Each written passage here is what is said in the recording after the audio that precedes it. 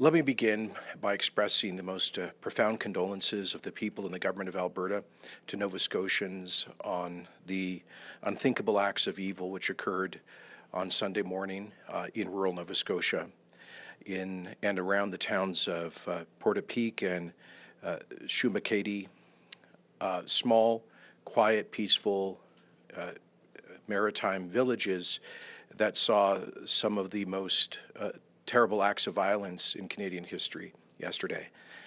So far, we understand that 19 lives have been lost, the confirmed deaths, and more are hospitalized in the largest mass shooting in Canadian history.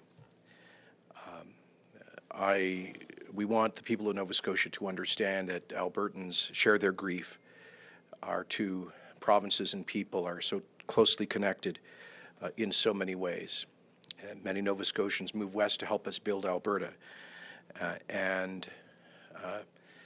It is, as somebody who grew up in a small village, there seems something particularly pernicious about this kind of massive violence in a place where violence is so rarely visited. We want to express in particular our condolences to the family of Constable Heidi Stevenson, a 23-year veteran of the Royal Canadian Mounted Police and a mother of two. We want to thank her and all of the RCMP officers who risked their lives, in her case gave her life, in the defense of their fellow citizens and of public safety.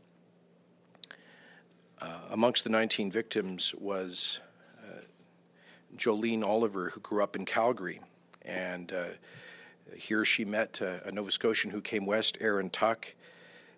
They had a 17-year-old daughter, Emily Tuck, and they moved back to Nova Scotia to live in Portapique not long ago. Jolene's sister, Tammy Oliver McCurdy, lives in Red Deer, and she reports that Emily, her niece, was a musician who played the violin. She was trying to choose between music and welding for her post-secondary education. From a young age, Emily would be in the garage with her father, helping him fix cars, according to Ms. Oliver McCurdy. She knew everything underneath the hood. She didn't even get to live her life. She had so much potential, so much love.